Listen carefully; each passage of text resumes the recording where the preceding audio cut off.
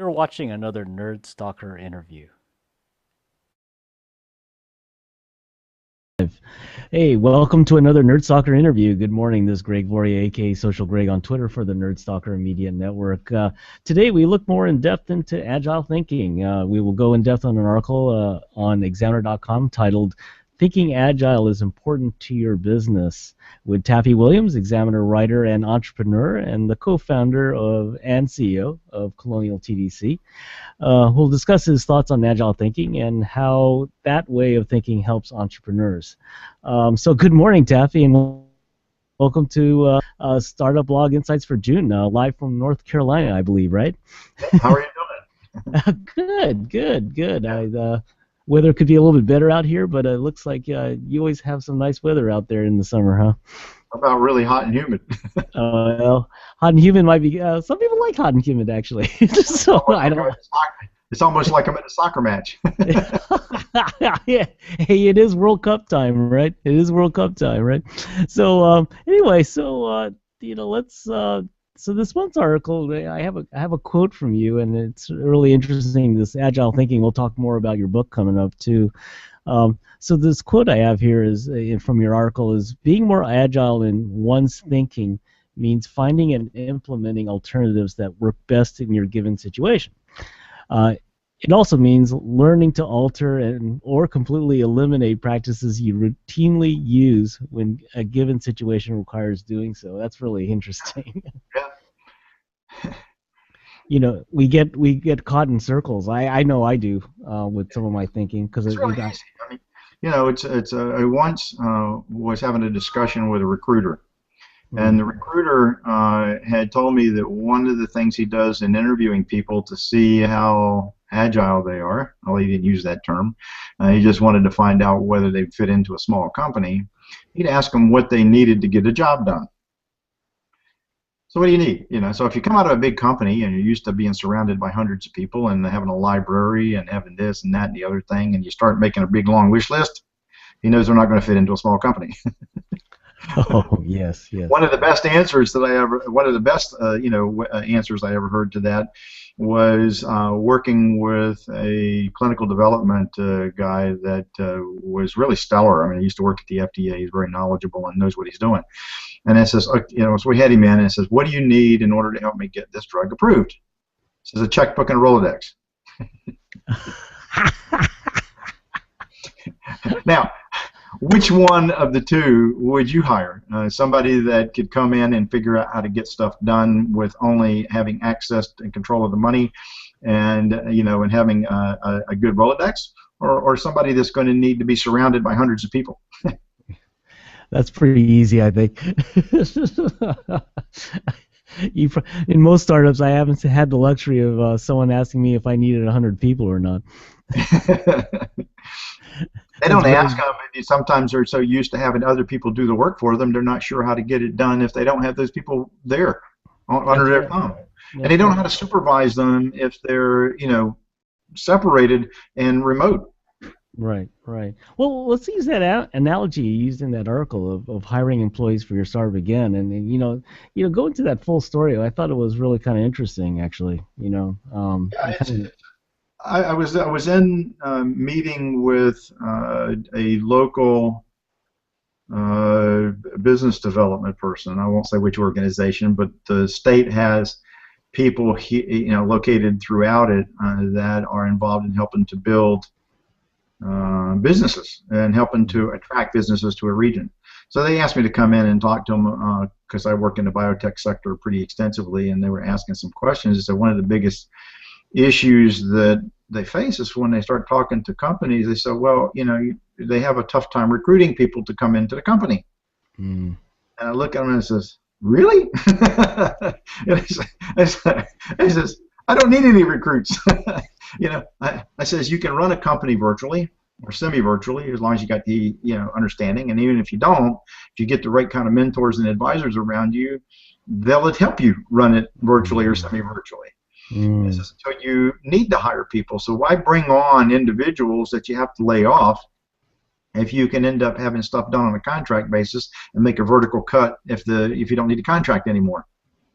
Yeah, exactly. I mean that's a common way of thinking in a lot, even in big corporations these days, right? Well, that just happens to lead into one of the other comments that's in there. It turns out that a relative of mine is in India right now working on behalf of a Fortune 100 company, uh, Mm. teaching and training for a new technology, that's going to be laid out. It's in Asia. I won't say where, but they're actually in the equivalent of a Silicon Valley, over in that area, teaching a new field that this whole company is moving into, and it's a training program for that group. But they're going to be doing this in other countries, and so this same individual is going to be done. So he's hired on a contract to go out Okay. and teach Right. and get this stuff up and running in other places. So large companies hire people on contract to get things up and running and to be able to move it. And it's all this idea of, do you really need to have everybody working directly for you? Are there alternatives and ways that you can do things in a reduced cost? Mm. One Mm. of the things I mentioned in that article is that there was a Wall Street Journal article, and I had to look it on Facebook. And there's a person that was 2 years behind me in high school here. He was one of the founders of Vertex Pharmaceutical. Oh wow. He was a CEO for quite some time, and he's now just on the board, but he's in Massachusetts, and he was asked to help with another company. And that other company, they had put out an article. These guys are getting ready to start clinical trials, and they don't have but two employees. The guy that's helping is one of them, and there's another person there, and they literally are doing everything on a contract basis. You can go quite far, and the people can be all over the world helping you put this together. And so having permanent full-time people may be nice. It's nice to walk into an office and have people to talk to, but it doesn't mean you can't get the job done in alternative ways. And you need to look for ways that can do that. So one of the ways that you might have to look at is, I don't have any money. I can't afford to pay anything, right? Very common, right? Well, okay. Is it possible that somebody would be willing to believe in this company so much that they would take your stock to work, Mm. or promises for the future if you get money, or other kinds of things? There are individuals that are highly experienced, former senior people within companies that have the ability to take a risk, and you may be able to retain them simply with equity in a company that has no value right now. Right. And in Right. fact, if they did that right and they were very agile, they might do it on what's called, I call it 83B election, which means that when they sell their stock, it'll be a capital gains long Oh, term, as right. opposed to an income tax hit. Right, which is Okay, nice, well, right? wait a minute. I'm making money if it works. I'm not if it doesn't. But there are some things that you can do that can help maximize your financial gain. Right. And this all Right. comes to making sure you understand situations you're in, figuring out how to do it in ways that you might not have thought about it.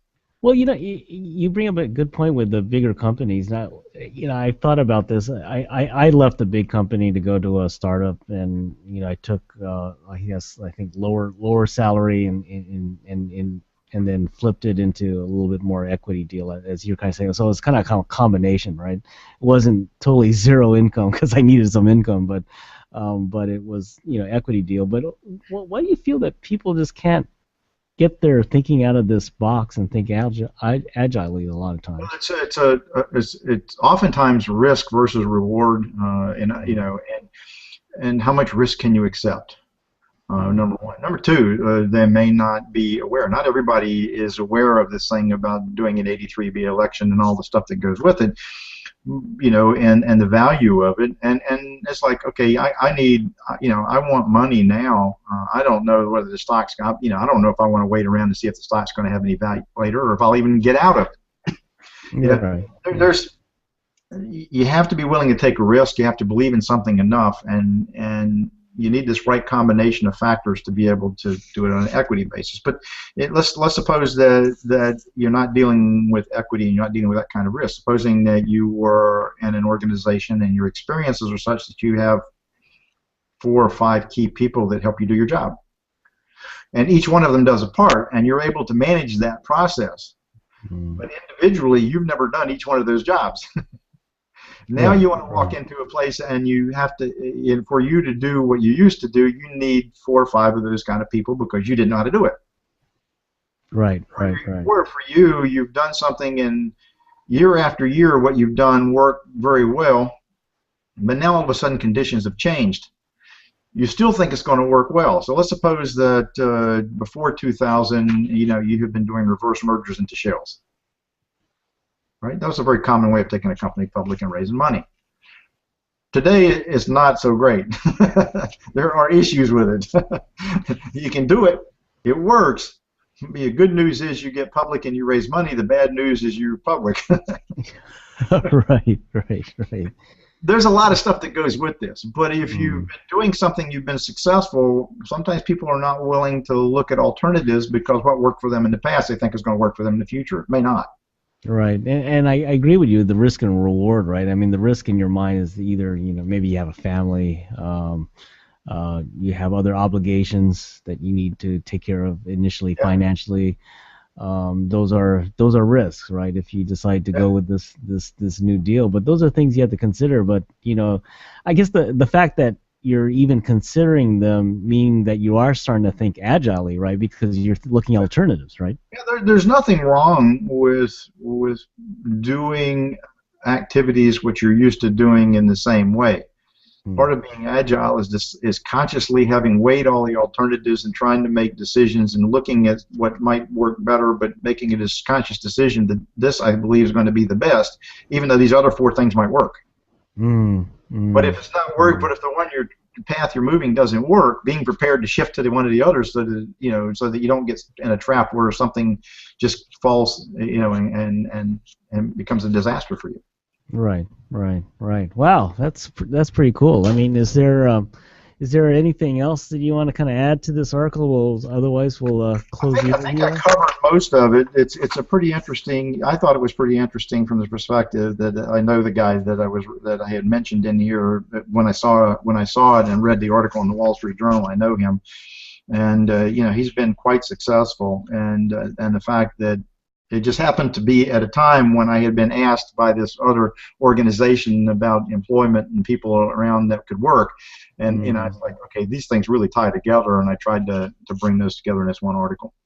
No, it was good. I mean, I always like these chats we have every month, kind of take one of your articles and go in depth on it because, as you said offline, it is from the school of hard knocks. You've learned a lot of these things, so you're just imparting this knowledge on other people, which I think is really great. As I told you, every article that I write, there is an experience that is behind that. Right. Something that I've had to go through, I had to see somebody go through. It's not, like I'm sitting back out in the wings and trying to make this stuff up. I've actually lived it.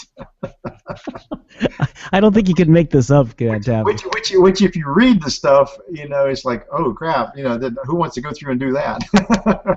Yeah, and even in the lessons I've learned, I still make the mistakes, right? I'm human, so I think, but I think, thinking agilely, as we've been talking the last few months, have been, kind of eye-opener for me. I know I reflect on a lot of stuff that I've done by reading some of your articles. So anyway, we'll close off the interview, and thanks again for doing this every month with us.